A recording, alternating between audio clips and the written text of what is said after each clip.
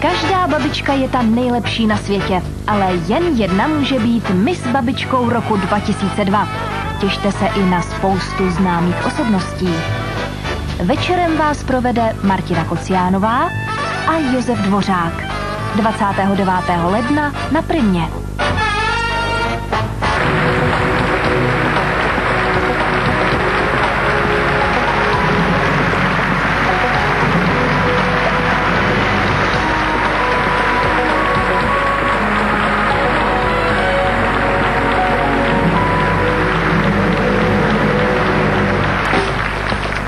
Babička se soutěžním číslem 5, paní Vladimíra Tauchmanová z Jaroměře, má ideální parametry pro pohádku. Má 3 děti. Na zámcích se hodně tancovalo a navíc by jako správná královna nemusela mít nádobí. Její povolání se nám do pohádky moc nehodí, ale každopádně na ní prozrazuje, že je asi pěkný metr, jinak by nemohla prodávat měřící přístroje. Přichází 5. soutěžící babička, paní Tauchmanová s vnučkou Kristýnou. Dobrý večer. Dobrý večer. Vnoučka mám i trocel, až k nám hodou připraví. Po taneční zábavě s velkou koulí na hlavě babička vás všechny uzdraví.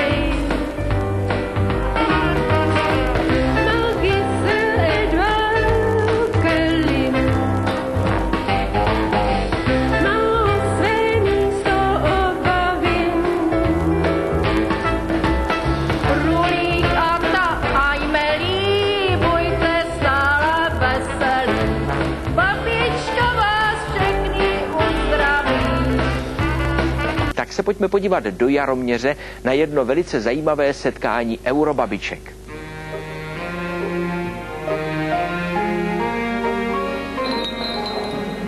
Vážené babičky, vážení hosté, dovolte mi, abych vás to nejsrdečněji přivítala na dalším celostátním setkání klubu Eurobabička.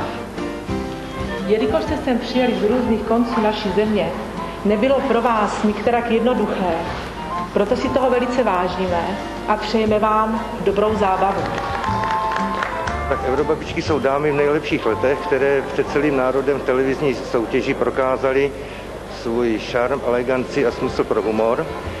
Po uplynutí této soutěže se dále sdružujeme, scházíme se s účastničemi ze všech 3 ročníků a tyto setkání probíhají 1 až 2krát za rok. Vždycky se tak jako sejdeme, pozdravíme se, řekneme si, co je novýho, zaspíváme si, popovídáme si. Baví mě to, protože je tady příjemná společnost, to jsme si tady tak věkem přibližně rovní. Sice nijak věk nebyl určený u toho babičkovství nebo u těch soutěží míst, ale já nevím, máme tady příjemné zpestření, trošku se ten život v důchodě osvěží. Tak já jsem byla na ty soutěži první, že to mě přihlásila dcera, je tomu 4 roky, tak jsem soutěžila v té Jaroměři tady. No, je tady výborná partie, jako ženský, dobrý, babičky. Členkou se může stát každá, kdo je babičkou, má nějaký ty vnoučata a tak dále. Já jsem babičkou už 18 let, už jsem dost dlouho babičkou, já jsem začala dost brzo. Takže já vnučku už mám 18 letou a to je od dcery 1. No a teďko jsem se stala babičkou po těch 18 letech od syna. Takže máme vnoučka ročního. I když jsem pracující babička, tak teda si najdu to volno, teda jeden den do práce, druhý den v rouše. A vychutnávám si to strašně moc a můžu vám říct, že já mám svoji maminku, vlastně to je prababička a ta mě strašně pomáhá ještě tím vnoučkem a to drží normálně, to mládí, to dítě, ta radost, všechno jí drží opravdu. Říká, ještě kdybych tady byla 10 let a přestože jí bude 80 let. Aby babička byla spokojená, tak v první řadě psychická rovnováha. A k tomu jí pomůže jenom dobré přátelství, dobrá rodina a pak to zdraví přijde. Rozhodně.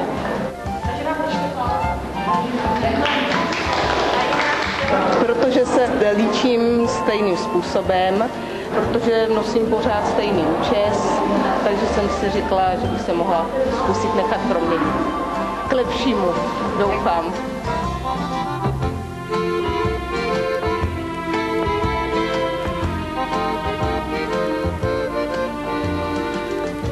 Účelem tohoto klubu je sdružovat dámy, které se naučily ignorovat kalendář, které i nestratili svůj šarm, eleganci, smysl pro humor, sebevědomí.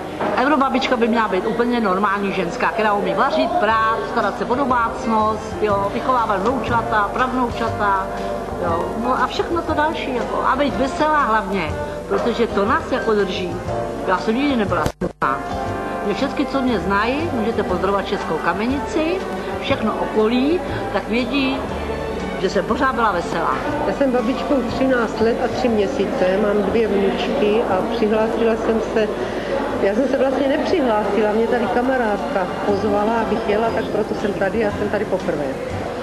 Správná babička by měla pomáhat mladým a hlídat vnoučata, ne pořád, ale teda jako pomáhat, no. Mám to dost daleko, protože jsem z Bruntálu, tak to spojení většinou se to odehrává v Čechách, setkání, jednou jsme to měli na Moravě. A pokud můžu, tak jedu.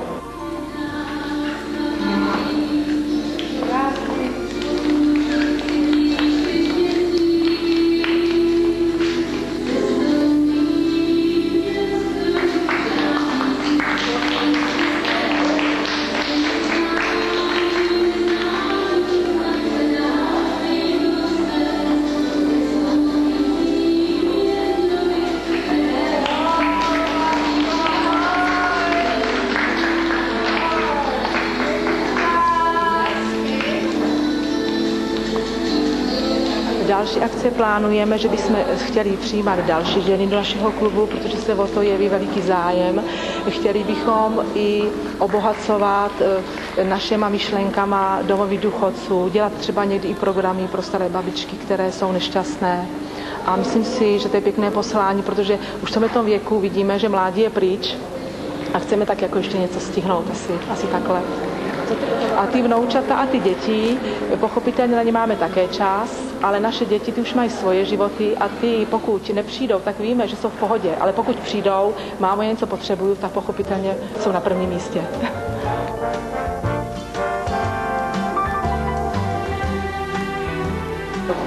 Pro mě dopadla, si myslím, dobře.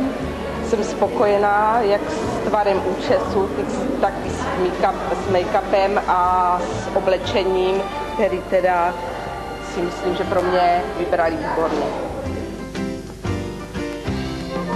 Teďka veškerou svoji energii budeme vkládat do dalšího čísla našeho časopisu, proto bych taky chtěl požádat, pokud máte nějaký vhodný námět na veselou příhodu. Chtěl bych do toho zapojit i dědečky, chtěl bych tam dát rubriku Děda na vojně, protože na vojně se stala spousta veselých příhod a přál bych si, aby ta rubrika Děda na vojně, aby se jí dočasnili dědové.